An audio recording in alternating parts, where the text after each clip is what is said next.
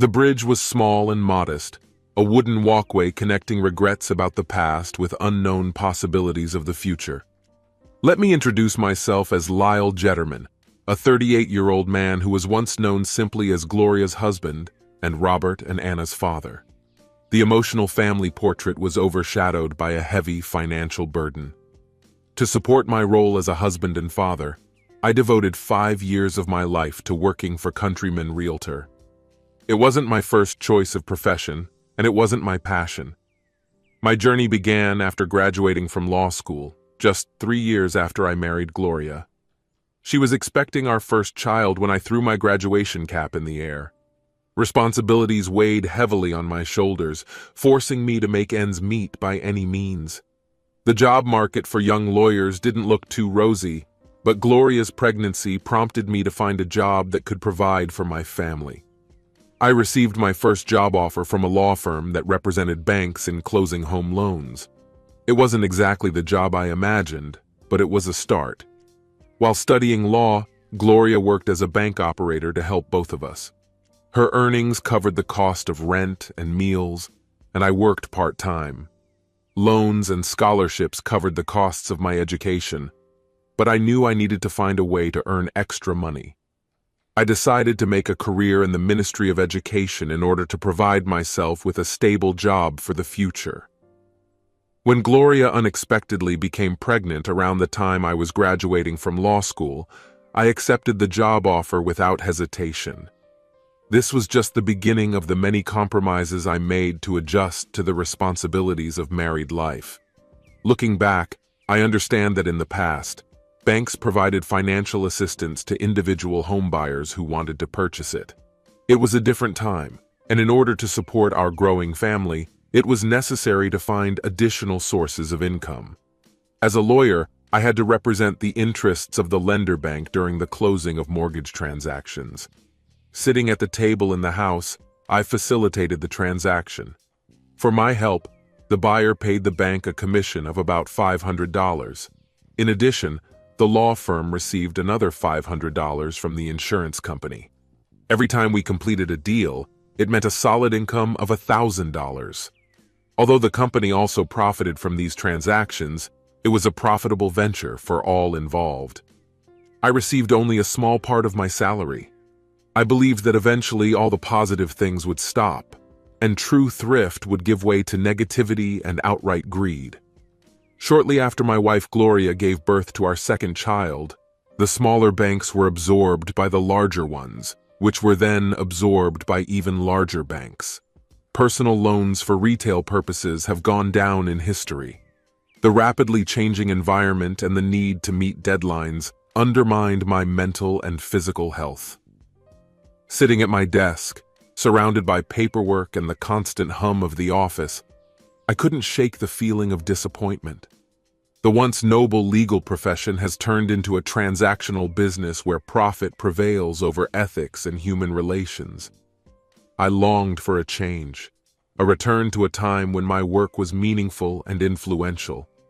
I wanted to break out of the soul-sucking routine of corporate law and rediscover my passion for justice and protection of interests. And so I made the difficult decision to leave a comfortable and safe job in search of something more fulfilling. It was a leap of faith, but I knew it was necessary for my own well-being and happiness. The last time I left the office, I felt a mixture of relief and excitement. The future was uncertain, but I knew that I had taken a step towards regaining my passion and purpose in life. I have achieved my current position through hard work and dedication. Each closure earns me $75, and I am happy with my income, especially considering that I close 7 to 8 loans daily, 5 to 6 days a week. But I can't help but wonder how sustainable such a pace is in the long run. A feeling of foreboding is coming at me. It was at this moment that Bernard Schiffer, or Bernie, as he prefers to be addressed, found in me a witty and capable person. Bernie's company, Countryman Real Estate, needed a lawyer with a law degree to join the team. The main owner of the contract was soon leaving for the Sun Belt, which gave Bernie the opportunity to expand his business. Countryman Real Estate owned a stake in the Scarlet Woods project, which included 100 approved plots with plans for another 400. The complex was strategically located 2 miles from the Techno Park, which housed an international foundry, where it was planned to create 2,000 high-tech jobs. Bernie was happy to take this opportunity and was ready to take his company to the next level. Schiffer was a builder and developer, was able to find financing for ambitious projects, but did not have sales skills for small businesses. While he could easily offer a $1 million idea to a banker, it was difficult for him to sell a simple stone countertop to a homeowner or explain to a potential buyer the benefits of a variable rate mortgage. Surprisingly, our collaboration turned out to be organic. I succeeded in selling houses and working with small details, which perfectly complemented Bernie's strengths. The focus was on processing rustling paper documents for delivery. I gained knowledge about profit centers from past employers by increasing Bernie's sales through various channels such as home insurance agents, movers, and gardeners. This is how we turned into a comprehensive agency with a clear goal: to increase home sales and maximize profits from every aspect of the transaction. Bernie wasted no time getting started on construction projects, and I diligently managed operations in the office. Bernie handled the big deals, and I handled the small ones. He was hitting the jackpot, and I was enjoying a comfortable salary as his employee. He was well aware that trouble was looming on the horizon. Bear Stearns was just the beginning of the financial crisis. When Lehman Brothers collapsed, it became clear that the worst was yet to come. Despite the chaos, Bernie remained optimistic. He knew that what goes up must go down, but he believed in the durability of real estate. If we can carefully weather this storm, we will come out of it stronger. We were ready for the upcoming significant growth. Bernie was confident that the market would recover, so he worked hard to maximize our profits. With the money he earned, he improved our suburban real estate. But Bernie felt limited by our current success and wanted to discover more opportunities for himself. One evening, over drinks, he announced his decision, saying that he had sold everything. Shocked, I asked him to explain what we were going to do next and tried my best to stay calm. The new owner did not plan any changes. Bernie's prediction turned out to be correct again. When I met Gabe Zello, I immediately noticed his youthful appearance. In his early 30s, he successfully acquired Bernie's business. Being taller and younger than me, Gabe was the epitome of a business superstar prodigy with his beautiful, blonde, Adonis-like features. Although I was tempted to envy his success, Gabe's charm and friendliness did not allow me to hold a grudge against him. Working with Bernie brought positive emotions. At almost 50 years old, Bernie was single-minded, but at the same time, cautious. On the other hand, Gabe was more open and willing to take risks.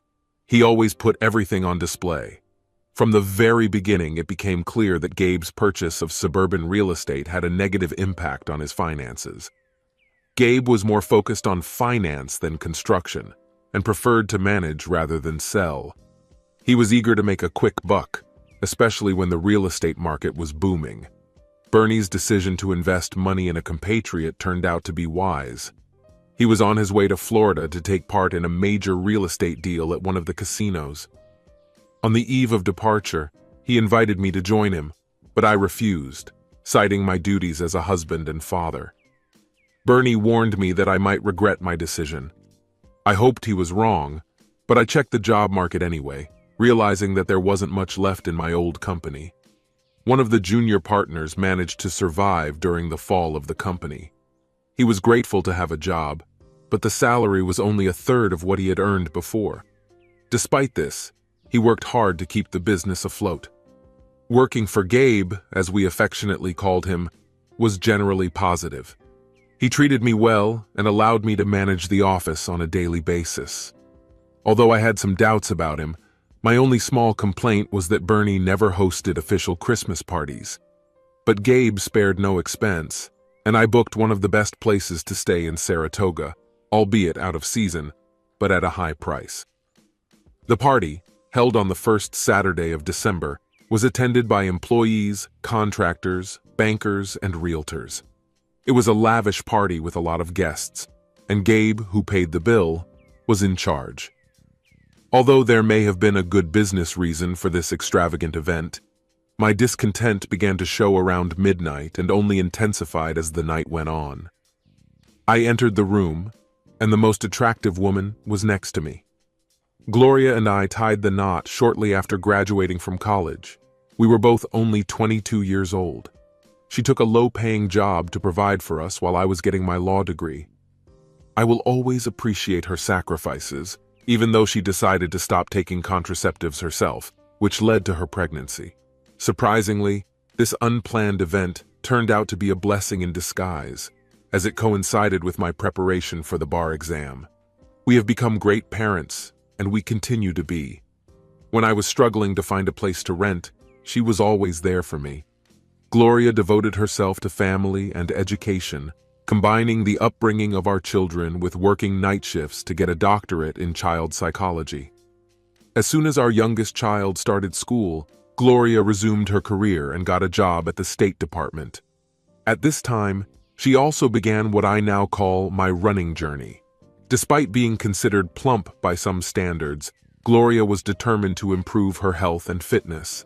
At the age of 30, she switched from swimming in the pool a couple of times a week and running with our children to independent long-distance running. This was the beginning of her newfound passion for running. Every morning, my wife got up early to walk 5 miles through the countryside. In the evenings, she devoted half an hour to intense sprints. Her speed was incomparable to any runner in the area, and only applicants for national awards managed to surpass her in local races by 10 and 20 miles. She even competed in the New York City Marathon 3 times, consistently getting into the top 100 women. As for me, I am far from a homebody. I try to go to the gym at least 3 times a week, and on summer weekends I enjoy cycling as much as 20 miles. Perhaps the percentage of fat in my body does not exceed 5%, and my physique does not resemble a Michelangelo masterpiece, but I wholeheartedly supported Gloria in her quest. I witnessed her dedication when she got up before dawn to exercise and came home sweating when I woke the kids. I was very proud of my wife.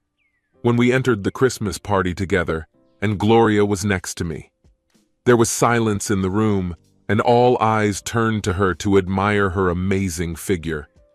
In high heels, Gloria was perfect for my height. Her hair cascaded down her back, framing her face like a veil. When she moved, she tied them in a ponytail, attracting the admiring glances of those who stood behind her. That evening, they sparkled in the light of the ballroom lights when Gloria went to the party. Dressed in an elegant black dress with scallop trim, she revealed a hint of cleavage and flaunted her toned legs thanks to the immodestly short hemline. The dress emphasized her flat stomach and well-defined figure, so all eyes were on her when she entered the hall. She was a muse of passionate creativity. My wife shed her former plumpness and turned into an amazing woman in my arms. Gabe quickly greeted us and took Gloria to the dance floor. Although I couldn't deny that they made a great couple, he towered over me in both height and strength. His undisguised admiration for her turned into inappropriate behavior. As the clock approached midnight, he kissed her audaciously. I did not feel jealous, knowing about the attractiveness of my wife, but I was unshakably confident in her loyalty. We have overcome many difficulties together, from studying at law school, raising children, and paying off student loans to illnesses and miscarriages. I feel sorry for those couples who have never faced difficulties together. I truly believe that it is difficult times that strengthen a marriage and make a couple closer. Gloria and I have been through it all together, supporting and loving each other at every turn. But today I noticed that Gloria's behavior has changed. She began to indulge in alcohol and enjoy the attention of others. I brushed it off, thinking it was just a one-time occurrence. Without further conversation, I gently escorted my wife home, silently realizing that sometimes actions speak louder than words. I pretended that everything was fine. Gloria had just had too much to drink, I reassured myself. Another 6 months have passed and Memorial Day weekend has arrived. In the first half of the year, the real estate market was booming. The number of buyers has increased dramatically. The last week of May brought record heat. The company's bank account was overflowing with proceeds from recent home sales, ready to be credited on the first day of June. After the 3-day weekend, we plan to review and process the receipts electronically as soon as the office opens. "Will you join us at camp this weekend?" Gabe asked. Gabe was thrilled. He had rented a cabin in the mountains in the Adirondacks for Memorial Day weekend and had been talking about it nonstop for weeks. Although his invitation was addressed to both Gloria and me, I hesitated to take part in it. "I'm not sure about Gloria's plans," I replied, trying to refuse. Gabe calmed me down. "I am sure that Gloria will come with us and I will be very happy about it." I looked at him with a puzzled expression on my face. Gabe quickly mentioned that he had spoken to Gloria on the phone. Why was it so hard for me to trust him? After he left, I called Gloria and confirmed that she was delighted. It seemed like this was my last chance to prevent a disaster. Unfortunately, I couldn't recognize it. I had deep feelings for Gloria and believed in her. According to MapQuest, the trip to Gabe's house won't be easy. At the rental point, I swapped my Honda Accord for an all-wheel drive SUV. According to the map, the last leg of the journey consisted of 20 miles of winding mountain roads, followed by 3 miles of dirt roads. I had been in the difficult Adirondack Mountains before, so I was familiar with their rugged terrain. Gabe's house was southwest of Saranac Lake, and it took almost 4 hours to get to his destination. The GPS only gave directions for the last 5 miles of the journey. After leaving the freeway, we drove the last 2 miles along a partially paved road, which eventually led us to a wooden bridge. A narrow bridge spanning a deep ravine in the Adirondack Mountains looks solid after recent repairs. Such rugged terrain is typical of this wild region. As I carefully made my way across the bridge, I couldn't get rid of the feeling that I was trapped, like a mouse in a maze where a cat is hiding. Despite the fact that I was using GPS, there didn't seem to be an alternative route. After driving 3 miles along a bumpy dirt road, we arrived at a picturesque 2-story house nestled in a clearing on the mountainside, about 1,000 feet below the summit. The windows offered stunning views of a dozen Adirondack peaks to the north, and we found ourselves in a secluded area where a charming country house had been built. I parked the SUV in an untouched parking lot next to 3 other high-end cars, all of them immaculately maintained. There was a sense of novelty and careful attention to detail from the surroundings. The house exuded the modern charm of a rustic style, traditional log walls and a cozy interior decorated in a combination of old and new. It looked like a modern mountain lodge disguised as a 19th century retreat. The attention to detail was amazing, and it was obvious that Gabe had done his best to create this illusion. It was obvious that he was trying to impress someone, and it definitely wasn't me. When we were invited to the spacious veranda with armchairs and charming decor, I noticed that 6 people were waiting for us. Gabe and his 2 college buddies, Ken Lewis and Glenn Sachs, were in their early 20s. Ken, the shortest of them, was tall and had a muscular build like a weightlifter. Despite his incipient baldness and not as handsome a face as Gabe's, his tight t-shirt and shorts showed off impressive musculature. Glenn, another college buddy, was about 6 feet tall with curly blonde hair, which made him more attractive compared to Ken. Glenn hugged Sharon tightly, a stunning blonde with curves in all the right places. Standing next to Ken was Robin, a perky brunette in her 30s who was clearly his date. Despite her petite build, her large breasts seemed almost out of proportion. Last in the group was a statuesque woman with flowing brown hair. Paula Henry was one of those who can be called beautiful. Her striking facial features were both alluring and domineering, radiating intelligence. It was obvious that she was aware of her attractiveness, and this could not but please others. Despite her undeniable attractiveness, there was a sharpness in her features that set her apart from more traditionally feminine women. Paula was clearly the youngest in the group, a former school friend of the boys. When everyone gathered to celebrate the successful journey, The atmosphere was filled with an overwhelming sense of joy and camaraderie. But there was something unusual about the way they greeted Paula. Gabe greeted my wife warmly, gave me a quick nod, and his girlfriend Paula gave me a disdainful look, as if I were a model to study. They organized dinner for us, and we hurriedly carried the bag to the room assigned to us on the second floor. Our cozy room was adjacent to Gabe's master suite. We all gathered in the large hall, a spacious room that served as a living room, dining room, and game room.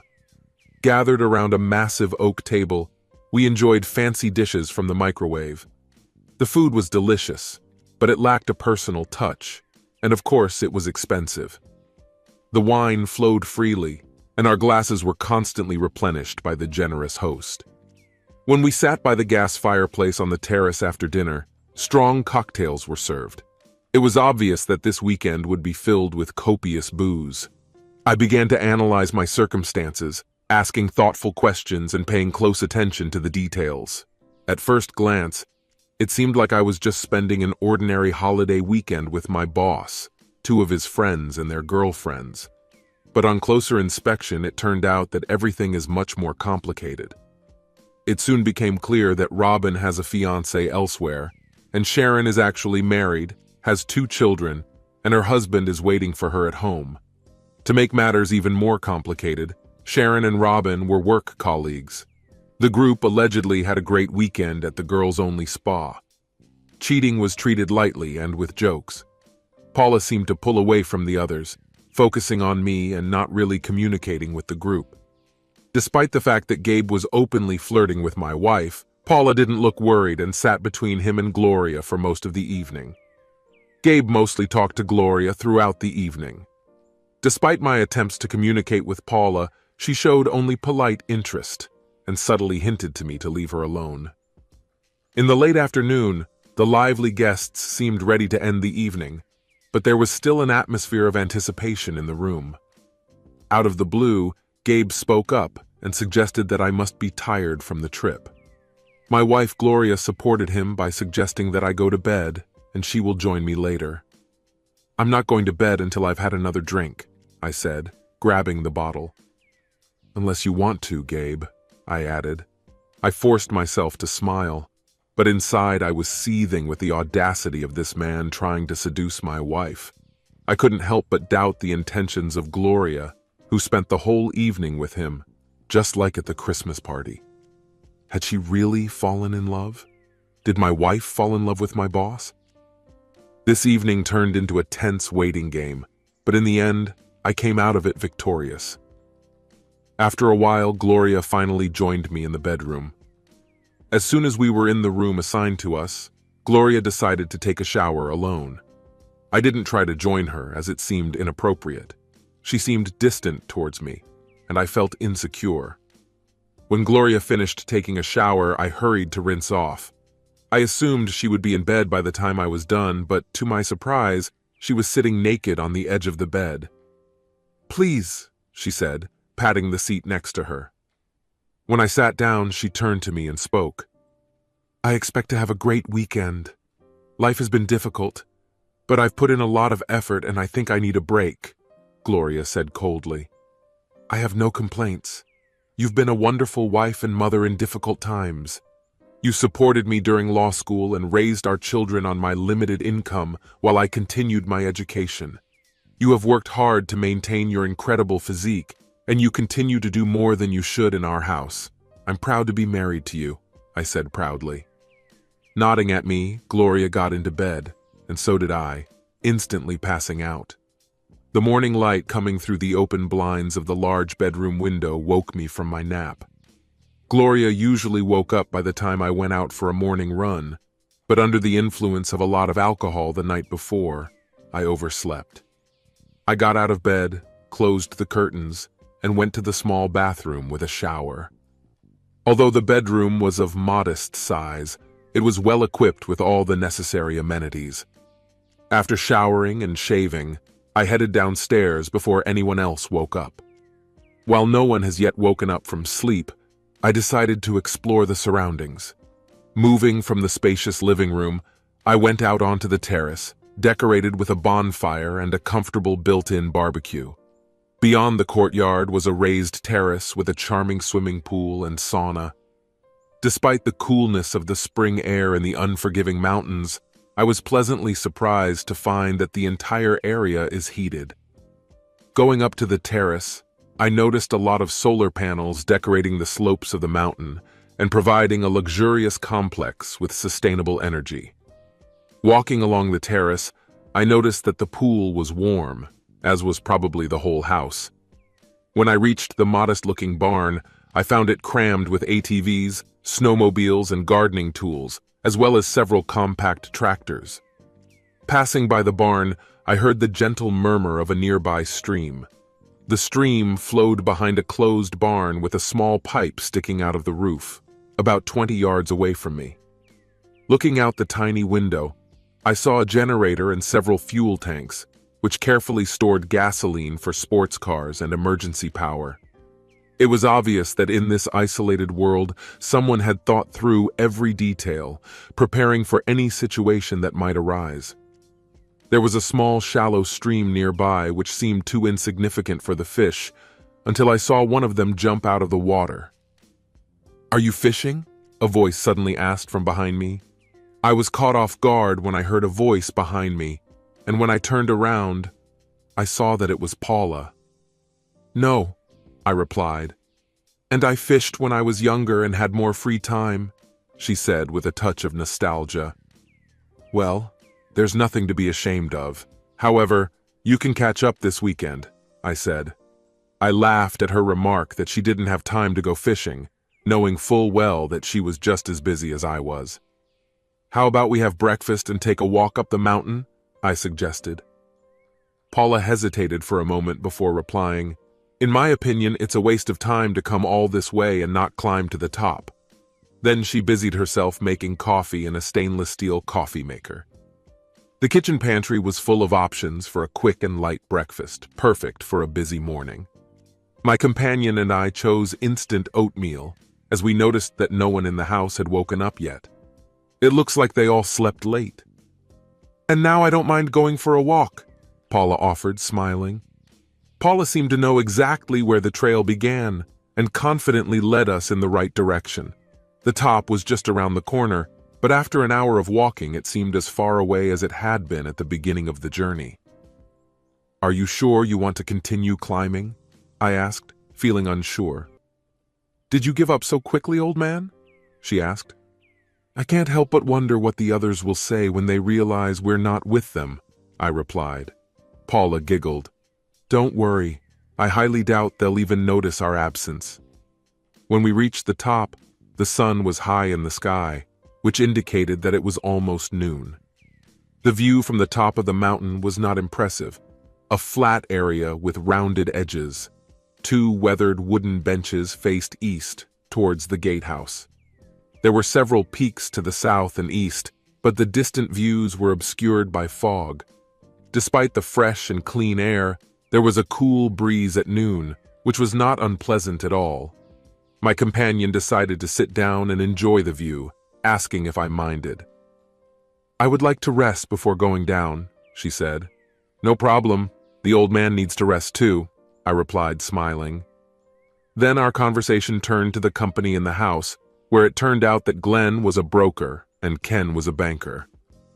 "We talked all night, but I still haven't figured out who you are by profession," I said. Paula looked at me as if weighing the possible consequences of disclosing information about her work. "I'm an inspector. I work for the government. It's not the most interesting and highly paid job," she admitted. I asked if she had checked on anyone we knew. "Not lately. Back in college, it seemed to me that I was constantly helping my friends," she replied. "They were constantly on edge, whether it was defending themselves from an angry partner or retaking exam answers. It was just part of their nature." "These exceptional individuals have always lived on the edge," Paula said with a shrug. "So it's your responsibility now?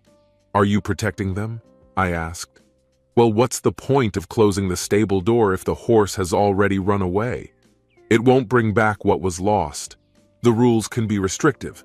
It is more profitable for the smart to lead and for the rest to stay behind, Paula replied.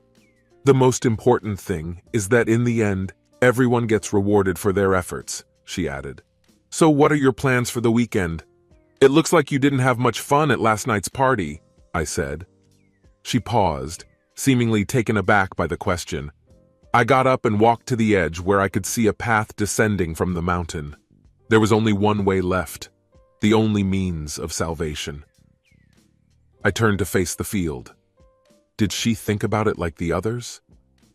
In a moment of sudden gestalt, I realized that they were completely oblivious to anything other than their own physical desires. But were they really blind to all this? Paula was obviously an observer. She should have been as aware of the problem as I was. I'm just present as a sober person, making sure that everything goes smoothly and there are no violations. Any issues are quickly resolved. I prefer not to interfere unless it is required. Unless, of course, the Golden Boys call me, Paula said. I may not agree with this point of view, but I can understand what is behind it and what will ultimately be most beneficial for everyone in the long run, Paula said. Shall we go downstairs? I asked. The way back will be faster, Paula agreed. Yes, it's faster, but the descent is steep and potentially dangerous. You may fall, I warned. Why take the risk if we're already at the top? She objected, but still got up and started the descent. We reached the hut without incident, but my fears only increased. We found the remaining group by the pool. My eyes widened at the sight of my wife in an elegant black bikini that I had never seen her in before. The revealing outfit left no room for imagination, showing off her stunning figure.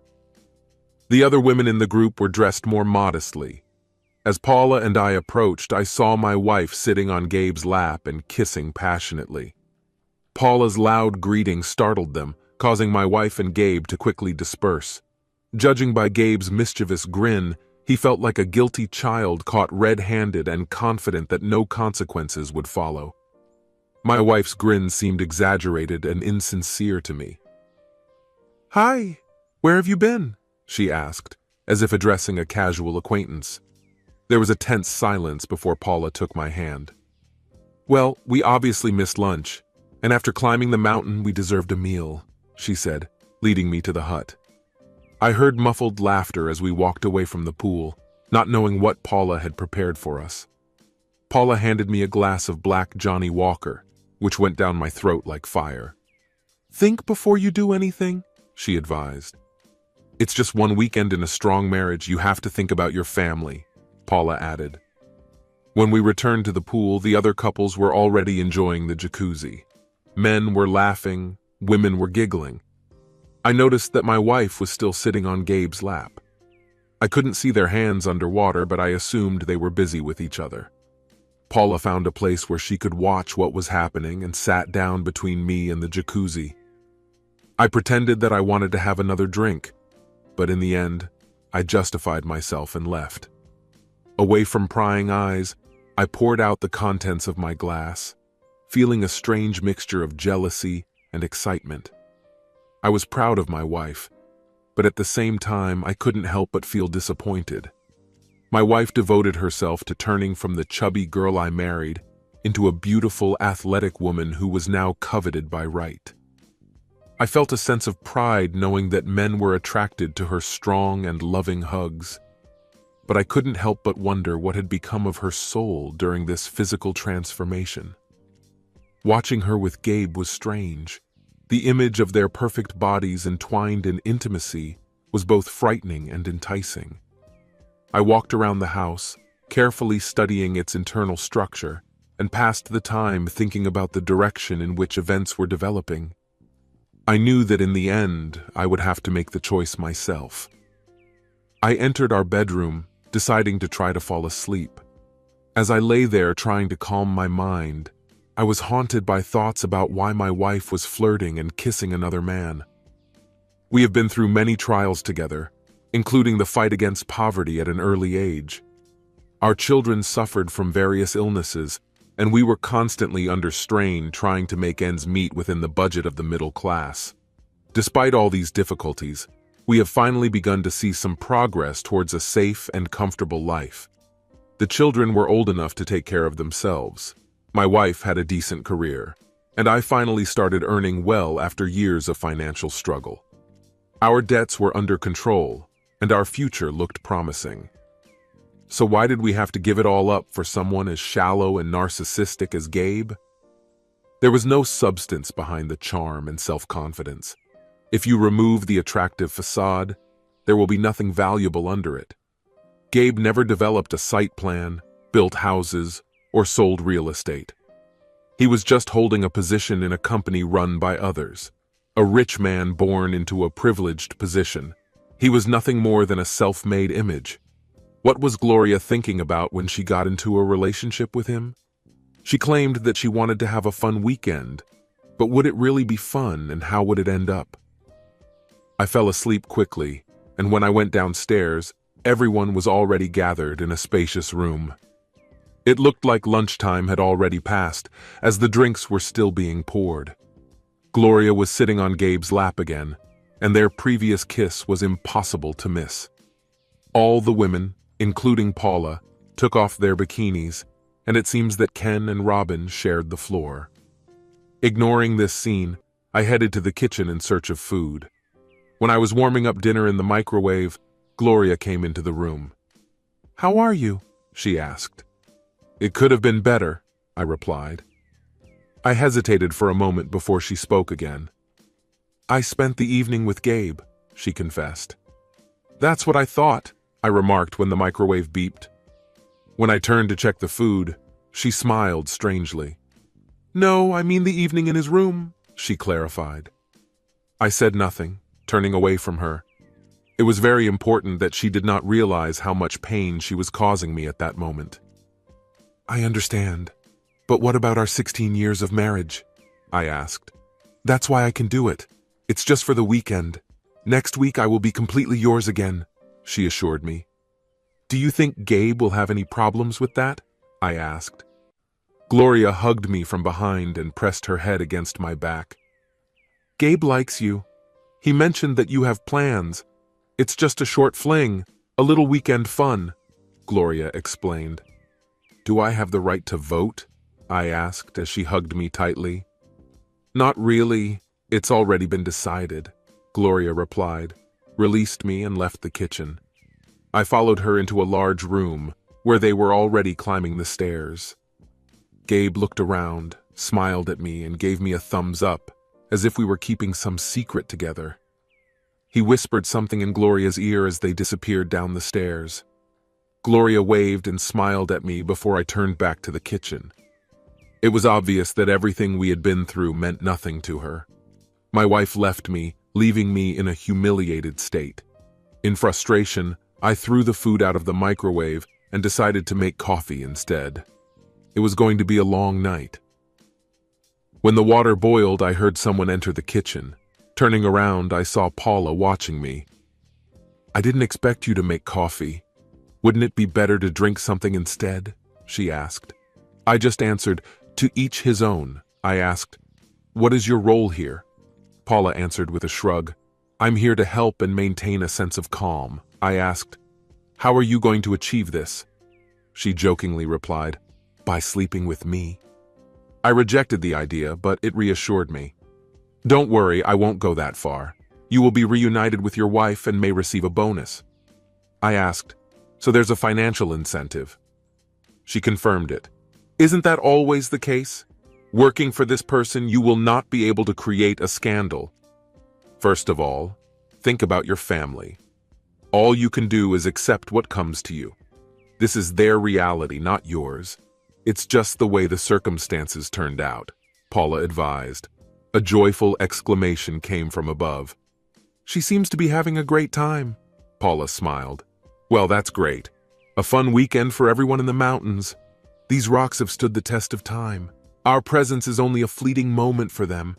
Thousands of years ago, they were buried under layers of ice," I said sarcastically.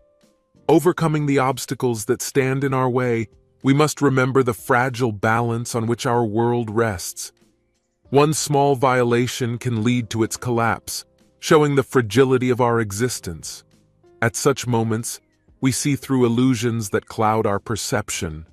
I finished my dialogue. Paula giggled at the realization. "You're not a bad philosopher," she said. "Not really," I replied. "I'm just someone who understands how important it is to distinguish reality from illusion." Paula apparently decided that I wouldn't bother and left me alone with my coffee and my pain. About 1 o'clock in the morning, I went up the stairs.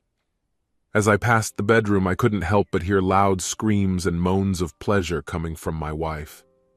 She was always quiet during our intimate moments, but it seems Gabe revealed a different side of her. Younger and more resilient, he turned out to be an excellent lover in every way. It was obvious that in his arms, my wife had found the pleasure she was looking for. After taking a shower, I quickly changed into the most comfortable clothes to prepare for the cold weather outside. Despite the noise coming through the walls, I tried to focus on the task at hand and waited patiently. It was only at 3 o'clock in the morning that silence reigned in the house. After waiting another half hour, I decided to go downstairs. Rummaging through the kitchen cabinet, I found a flashlight and candles with matches. It was a precaution in case of an unexpected power outage, a harsh reality that I wanted to be prepared for. When I went outside, I was greeted by the pitch-black darkness of the night. The moon disappeared from the sky, leaving the mountains in the eerie sounds of the night. For a person accustomed to the constant noise of the city, the silence of the wilderness seemed deafening. Despite the darkness, I found the shed without difficulty, where I found a large plastic canister filled with gasoline for motorsport and a wrench. The shed with the generator was padlocked, but the rusty hinge easily yielded to the key. The owners of the house thoughtfully installed a hand pump for gasoline intake, and I easily refueled for further travel. In just 10 minutes, the canister was already filled with gasoline. After walking around the house for a while, I headed to the place where my rented SUV was parked. After loading the gasoline canister into the trunk, I turned off the handbrake and switched the transmission to drive. After giving the car a ride on the road, I waited until it was a decent distance away, and only then started the engine and set off. When I reached the bridge, I moved cautiously along it. I drove out onto the gravel road and continued on my way. I stopped to make sure that the gasoline had thoroughly soaked into the wooden planks of the bridge. The structure was sturdy and skillfully made, which testified to the skill of its builders. It was evident that the careful work of experienced craftsmen on every detail was used in its construction. This bridge, built by real people, was created for the pleasure of those who relied on someone else's work in their spare time. With a wave of my hand, I dropped the match onto the gasoline-soaked wood. The match caught fire with a hiss, and the flame shot up into the air. When the fire grew, I quickly retreated, leaving a burning bridge behind me. There was a deafening explosion of heat and flame, from which the wooden bridge caught fire with a loud crack. The flames could be seen for miles. Calming down, I returned to the car and drove slowly away, realizing that there was no need to hurry. Those who witnessed the chaos now found themselves on the other side, not realizing what position they were in. I was sure that I would be able to leave before they realized that they were trapped. At the first light of dawn, I stopped at a gas station located off the highway. After refueling my SUV, I left the empty canister at the pumps, deciding that someone would eventually take it away. I got out of the SUV at 9 in the morning and picked up my car. After showering and getting dressed for work, I had to do a couple more things to complete my departure from Countryman Real Estate. Bernie, my forgetful but kind boss, often contacted me to return the things he left in the office. Having the keys to all the doors and filing cabinets, I was always ready to help.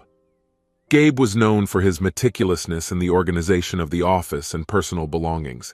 His spacious mahogany desk even had a built-in safe for added security. But Gabe made a serious mistake by saving the combination from the safe in a folder marked Security. This folder was kept in a locked closet, but I was able to access it because Bernie gave me the key. 20 minutes after I entered Gabe's office, I managed to get the diary with the password out of his safe. I could have easily stolen everything and left, but that wasn't part of my plans. I knew that stealing would only lead to imprisonment. Instead, I decided to transfer the transaction account to another account. When I first joined Countryman, we opened a trust account for deposits. With each new project, a new trust account was created to meet the requirements of the state. The original trust account remained intact and was eventually forgotten.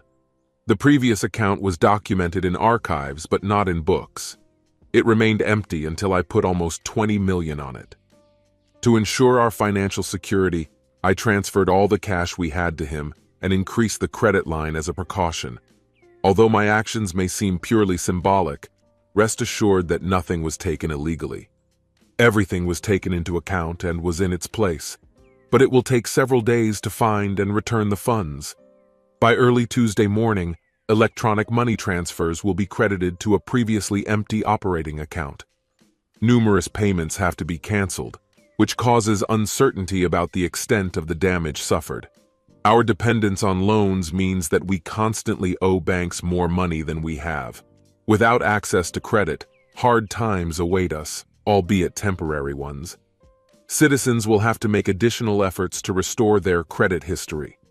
The longer the financial crisis continues, the more significant this problem will become.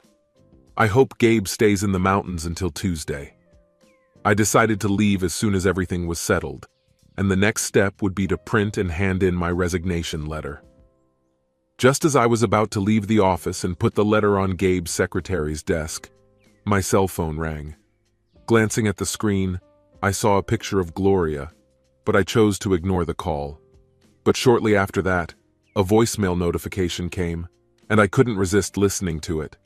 In the message, Gloria expressed concern about the missing car and asked where I was, demonstrating her concern.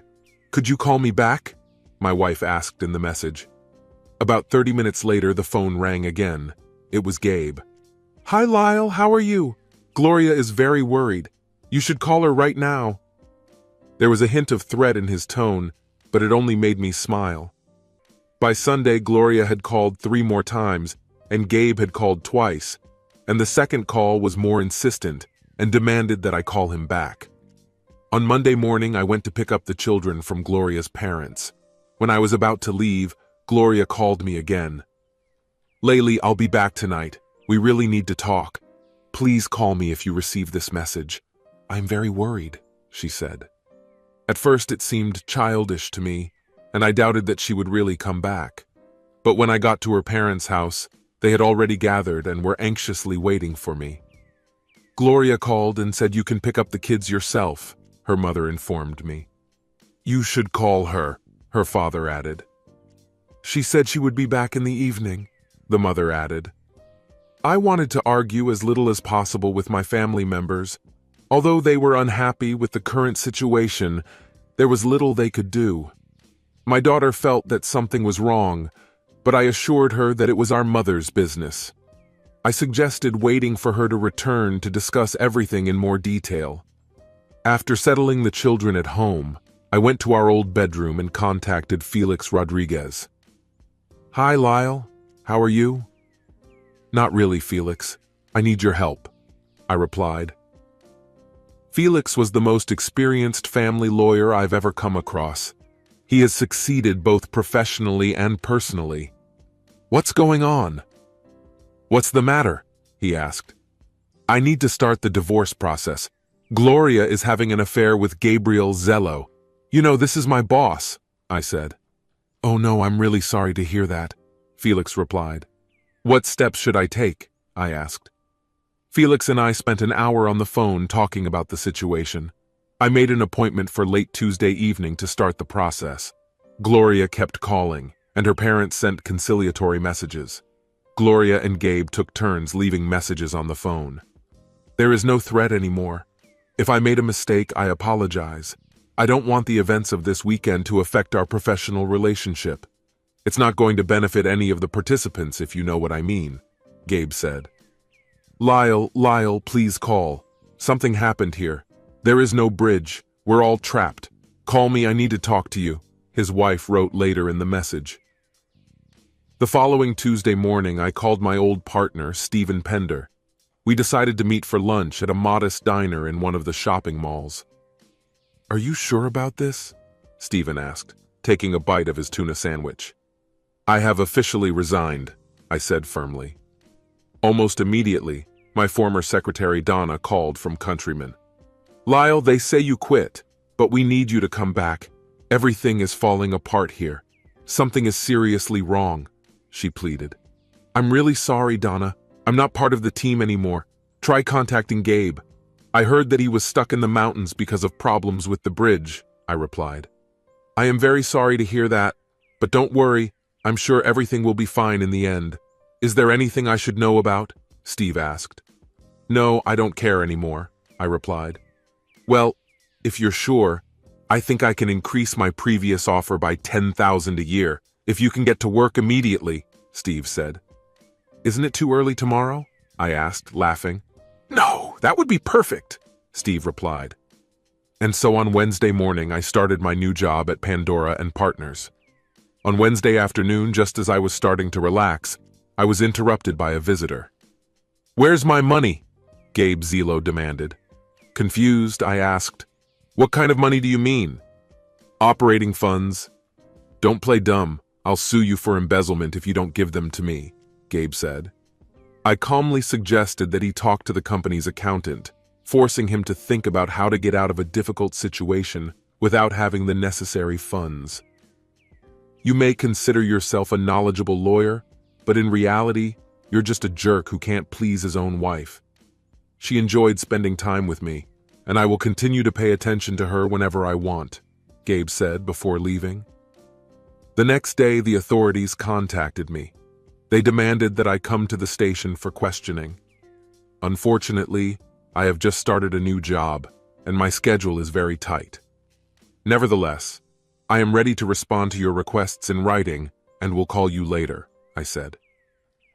The officer who called tried to explain that they did not deal with such matters, but I immediately stated that I was a lawyer and clarified that I worked exclusively with written documents. After a short correspondence, the conversation ended abruptly. I realized that the police would need to confirm the theft charge by tracing the money, which would probably lead them to the company account to which I had recently transferred them. As soon as this is confirmed, the case will go into the category of civil, and the situation will be resolved. I was wrong. It took them 2 weeks to find the missing funds. By that time, the company was in very serious trouble. His loan was completely closed by the banks, and an infusion of new capital will be required to resume it.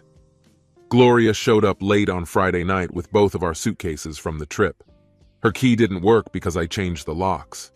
I met her at the door. She didn't look very well. "Please take it. Can you help?" Gloria asked in a pleading voice. "Please let me come in.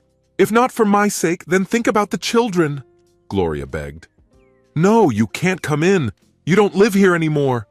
I left your car parked on the street. I think you still have the keys," I replied. "Do you really hate me that much?" "What is it exactly?" she asked. "Yes," I replied firmly and closed the door. I made the decision that she should stay with her parents. I instructed Felix to serve her with a restraining order and begin divorce proceedings. The little respite provided by the bridge proved to be extremely useful to me. Felix forbade her to come near me, and I got temporary custody of the children. It took her 2 months and probably all the money she could muster to adjust to the situation. By that time, the divorce process was already in full swing, and we just had to clarify the details.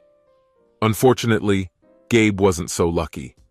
Countryman Real Estate was forced to close and ceased operations immediately after Labor Day. The following week, I was surprised to see a visitor in my office. When I entered the office after completing the 3rd transaction of the day, I found a man sitting in a visitor's chair. He had a tanned complexion and seemed to be in good health, and he was dressed casually, as if for a northern autumn. "Bernie, how are you?" I greeted him. "I'm fine," he replied, looking around my modest office. Sensing that his visit was not a coincidence, I asked, "What brings you to the cool north?" Well, here's the thing, he began. Florida is teeming with sharks, and oddly enough, not all of them are found in the water. I decided to go back to my roots, he admitted. I'm glad you're back, I replied, not knowing what he wanted to hear in response. Bernie saw the question in my eyes. I have invested a significant amount of money there. Everything went back to normal for me, but it seems like I was just lucky, he said, and a hint of a smile appeared on his face. This business that I owned seems to be within reach, Bernie added. I looked at him and smiled back, and our laughter died down. So what are you asking me, old pirate? I asked. He answered directly. I need a partner. Because of my age, bankers are skeptical about my ability to do business alone. But with you, we could make a formidable team. What do you say? Bernie asked. I hesitated and confessed. I don't have much money, especially considering my impending divorce. He nodded understandingly, leaving me wondering how much he knew about my personal affairs. The news spread quickly. Maybe I'll give you 10%? Bernie suggested. I can invest 50%, I said. Come on, you just said you don't have any money, Bernie said incredulously. I bet you have them, I said. Okay, I'll settle for 45%, I offered. No, 25% is reasonable, but it's not enough, he countered. How about 40% and an option to buy other 10% in 10 years? I suggested. Okay, but I hope I live long enough to see this, said the man who I knew would be attending my funeral. Bernie and I are back in the business world. We managed to purchase all the plots owned by countrymen at a reduced price from banks, which, in fact, used the money of the same bank to store them.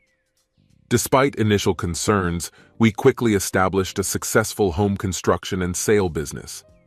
Meanwhile, life went on, including my divorce proceedings, which mostly boiled down to a dispute over custody of the children and their visitation. In the end, we reached a detailed agreement on joint custody and visits. That's why, when I returned home on Christmas Eve, I found the house dark and empty. As a result, Gloria took the children away for Christmas, even though I should have had them.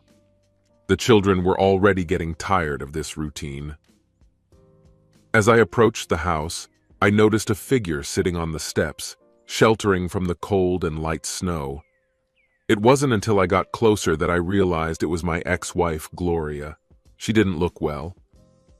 Gloria, what are you doing here? I asked, worried. She looked even thinner than the last time we met, and her eyes seemed empty and indifferent. It was obvious that she had shed tears recently. I want to go home, she complained. Where are the children? I asked, ignoring her request. They're with my parents. They want to go home too. We want to become a family again in our cozy home. What you put us through was unfair, Gloria said.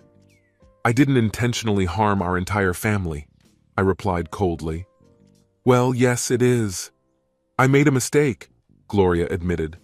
I admit that it was an annoying and hurtful mistake, but it was just one mistake. You destroyed our family, Gloria said with anger in her voice. She was trying to control her emotions, making a conscious effort to stay calm. I promised myself not to let anger get the better of me, but I can't help myself. This situation takes me to the worst level, she admitted. I was amazed. Do you have anger issues? I asked. Don't act like it's not your fault.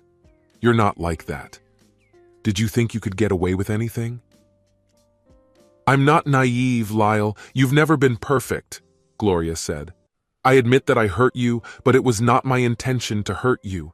Did you honestly believe that watching you make love to another man wouldn't hurt me? I asked.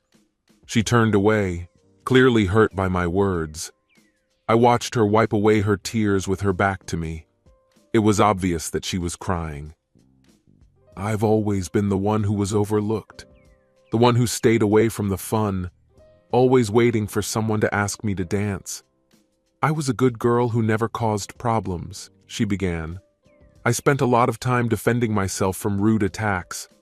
Throughout high school and most of college, I patiently waited for the right person to appear in my life.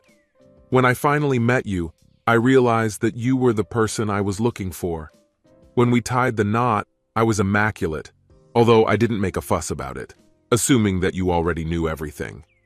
You weren't a prince then, and you certainly aren't now. You were an ordinary guy, but I loved you with all my heart. Maybe you were a little smarter and more purposeful than others, but that's what made me admire you even more, Gloria said. We were constantly experiencing financial difficulties, but I put up with it out of love for you. It was very painful for me to watch you go through difficulties. But then Gabriel showed up, and everything suddenly got better. He had all the qualities a woman could want in a man. For once it seemed to me that Prince Charming was interested in me. His attention was flattering, especially after the Christmas party when he started calling me regularly.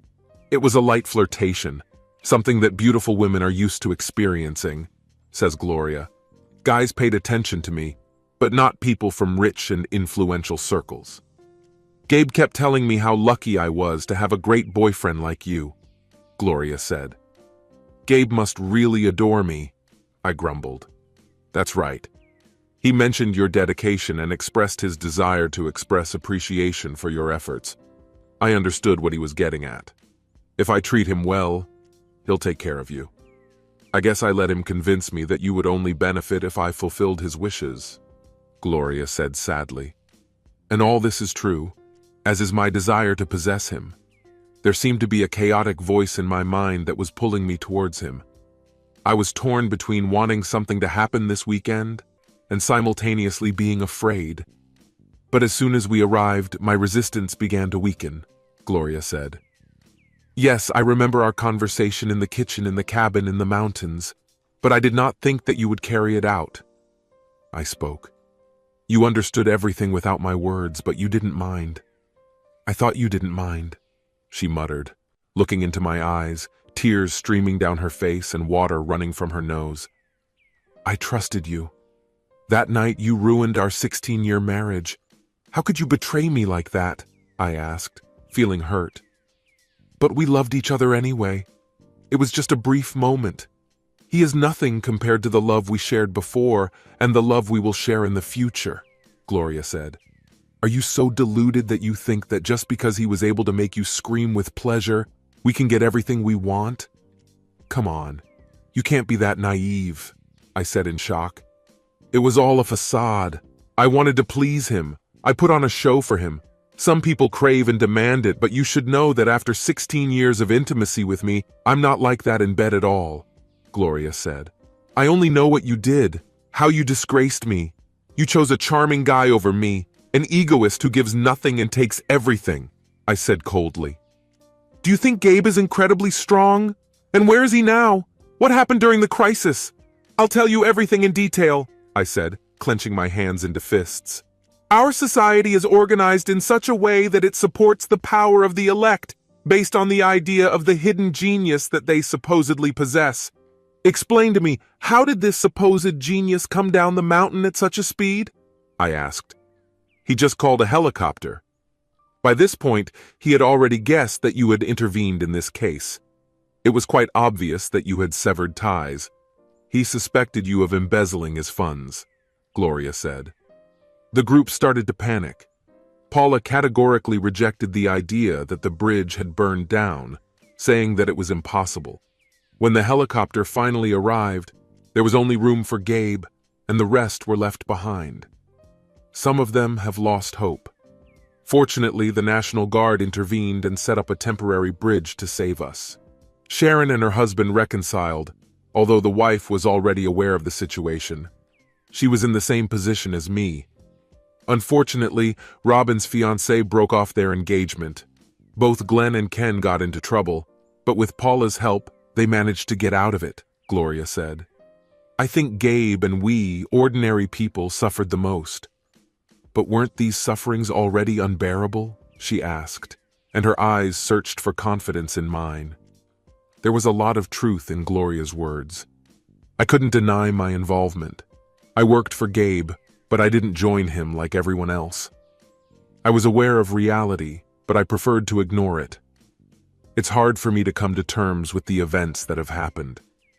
They were filled with empty promises, hiding a trap if you look closely. Despite the fact that no one pays attention to it, the attractiveness of the illusion outweighs the severity of reality. We went through difficult moments, which eventually came to naught. But what you and Gabe have stolen from me is a sense of security in my own home. This loss is irreparable because it destroyed my faith in what I cherished. Our connection was just a mirage, I said painfully. With these words, I got up from my seat and headed for the exit of the dim and deserted monastery. But she remained adamant. "Tell me, would you rather be alone than be with me?"